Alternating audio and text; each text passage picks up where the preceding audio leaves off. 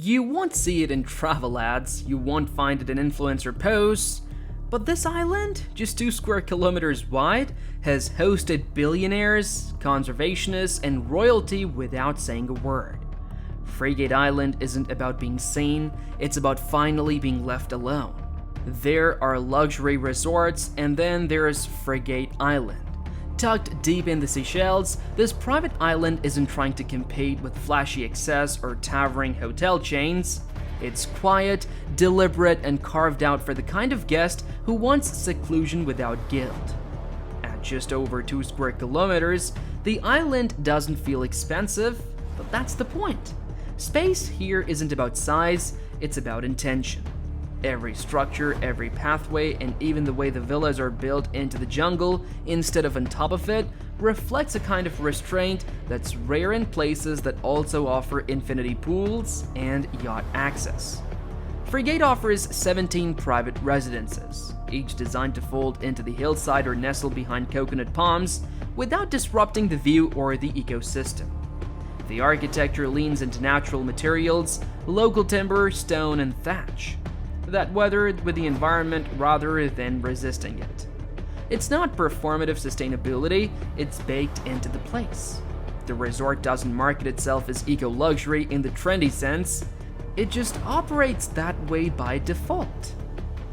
Guests use electric buggies or walk the trails, water is treated and recycled on-site, organic gardens supply much of the food served in the restaurants. Then there are the tortoises. Over 2,200 Aldebra giant tortoises roam freely around the island, often spotted meandering across paths or basking near one of the 7 beaches. They're not part of a zoo or a display, they live here, and they're part of the island's long-term conservation work.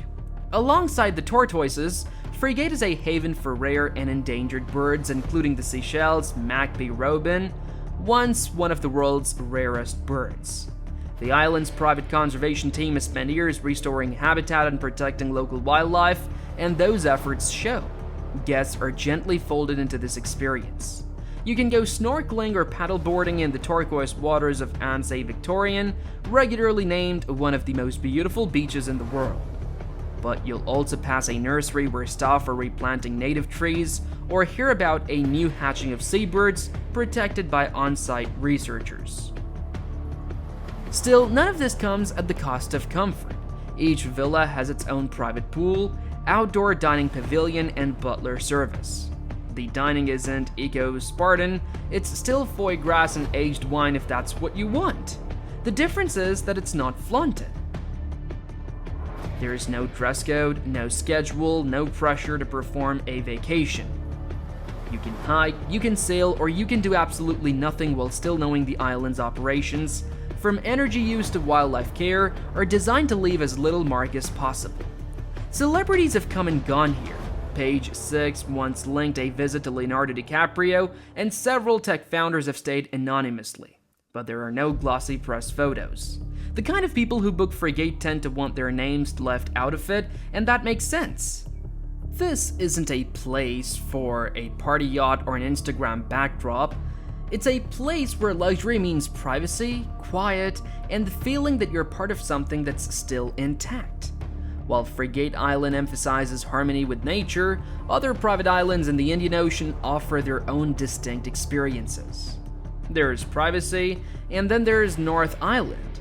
Tucked into the warm, turquoise waters of the Seychelles, this place isn't just remote, it's carefully designed to feel like you've stepped outside of the world entirely. It's 500 acres of palm forests, granitic hills, and white sand beaches that rarely see more than a handful of guests at a time. North Island only has 11 villas. That's it, each one spread out so far from the others that if you're staying there, you might go days without seeing another person unless you want to. This isn't by accident, everything here is built around privacy. From the separate dining areas to the villas with private pools and direct beach access. The design leans into the natural surroundings. Villas are made from local stone and wood, with open-air layouts that blur the line between indoor and outdoor living. You don't feel like you're staying in a hotel, you feel like the island belongs to you. That's part of the appeal. No front desk, No schedule unless you ask for one, just barefoot walks through the sand, food whenever you want it, and staff who learn your name without making a show of it. Prince William and Kate Middleton honeymooned here in 2011, which put North Island on the global radar for people who hadn't already heard of it. But the guest list has always been stacked with names that don't often show up in the press. CEOs, heads of state, actors who don't do press tours anymore. It's not flashy, it doesn't need to be. The privacy is the product. Even with all the luxury, the island's management has always been conscious about not letting the place turn into a resort cliche. Since the early 2000s, they have worked on conservation programs that protect native wildlife and restore the island's original ecosystem. The Seychelles blue pigeon, for instance, is making a comeback here, and the beaches are nesting grounds for hawksbill and green turtles. A stay on North Island comes with that quiet understanding. You're not just here for the view, you're part of a place that's trying to do more than just exist for tourists. What really makes North Island different, though, isn't just its isolation or its environmental work, it's how the place functions like a blank slate for whoever shows up. Want to eat dinner under a banyan tree with no one around? Done. Want to go kayaking with no guide, just you and the ocean? That can happen too. Everything here is built around making it feel like you're the only person who has ever been. And for people who spend most of their lives being seen, followed, photographed, or asked for something, that experience is rare enough to be priceless. There are plenty of beautiful islands in the world. What North Island offers is a version of luxury that doesn't need to be loud about itself. It's quiet, sure of its worth, and more than happy to stay out of the news. And for the people who stay there, that silence is probably the loudest selling point. If Frigate Island is where conservation meets solitude, Villa Private Island in the Maldives is where privacy meets success, though in a way that never feels too loud. Located in the Nunu Atoll about 45 minutes by seaplane from LA, Villa isn't the kind of place people stumble across. It's planned, booked through personal assistants, shown only to clients who don't need to ask about rates. With capacity for just 134 guests at a time, it's not designed to feel full. You get the sense that Villa was built for not a crowded, but for the one person who wants everything exactly how they like it. Owned by Czech billionaire Yuri Smek, Villa blends the clean lines and natural tones typical of Maldivian resorts with a level of personalization that goes beyond luxury. Villas come with pools, private butlers, and direct beach or lagoon access as expected. But they also come with cellars stocked to individual preferences and menus tailored to dietary needs without anyone having to ask twice.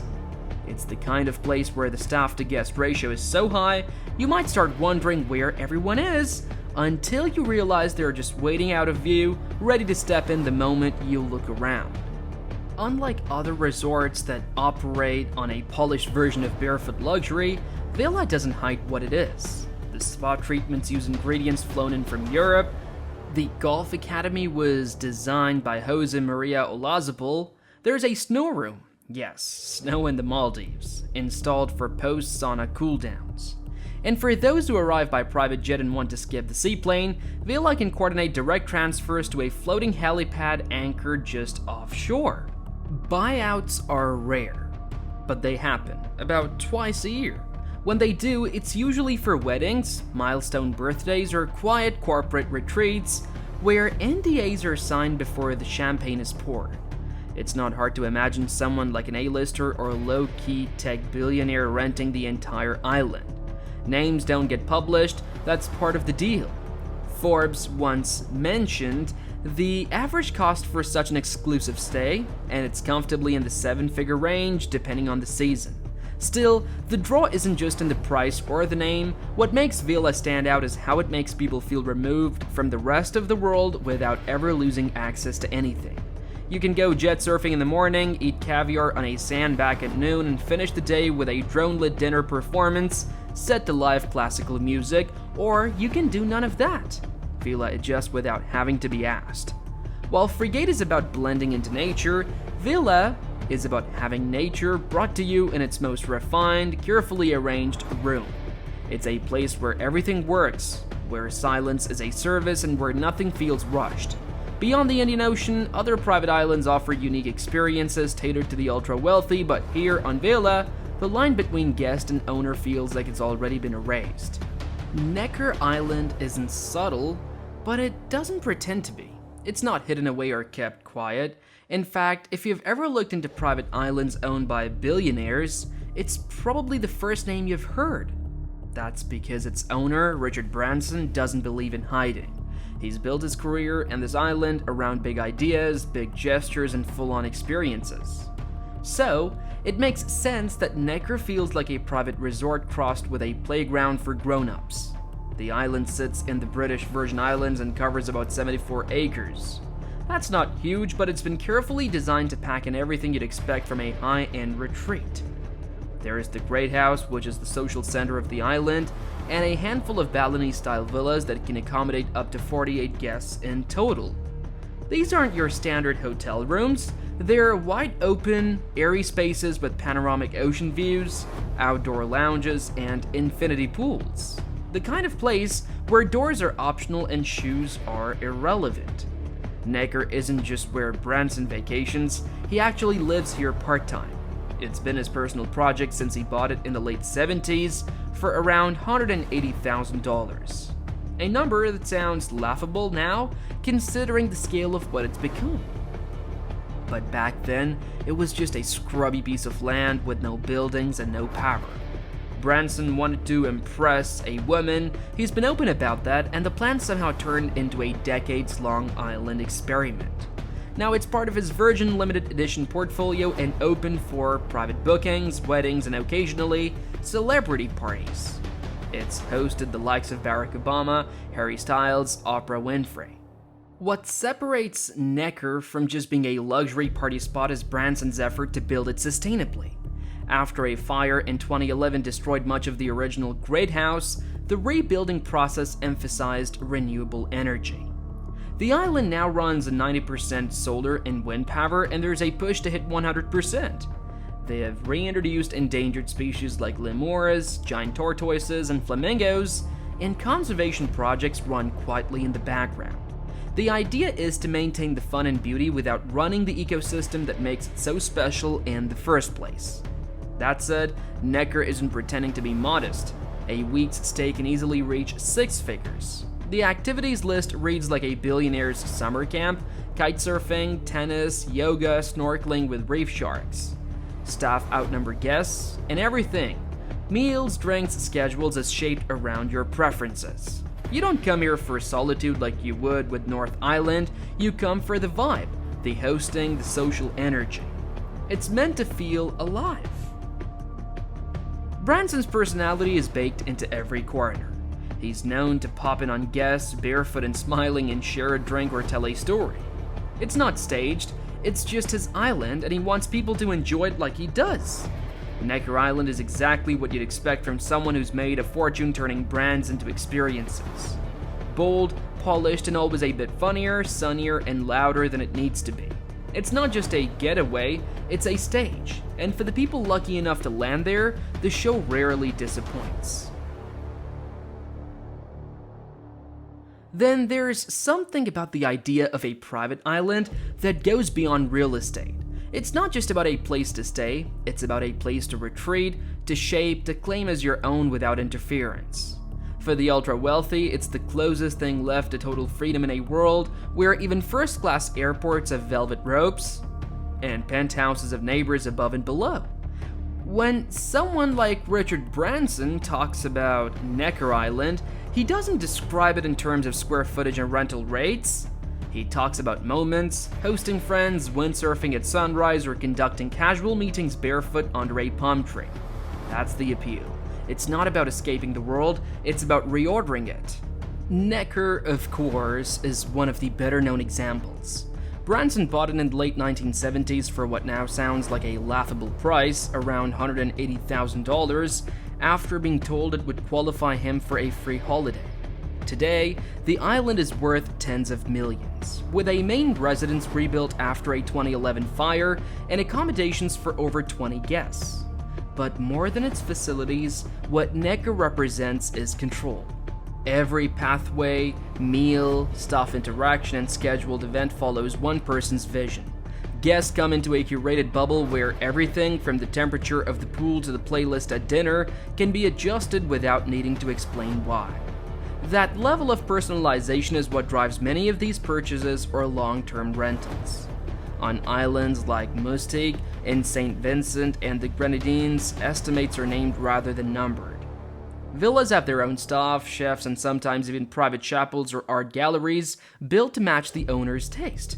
It's why people like Mick Jagger, Tommy Hilfiger, and the late David Bowie spent extended time there. It wasn't just the beaches, it was the control over their surroundings with the constant compromise that comes with even the most elite hotels.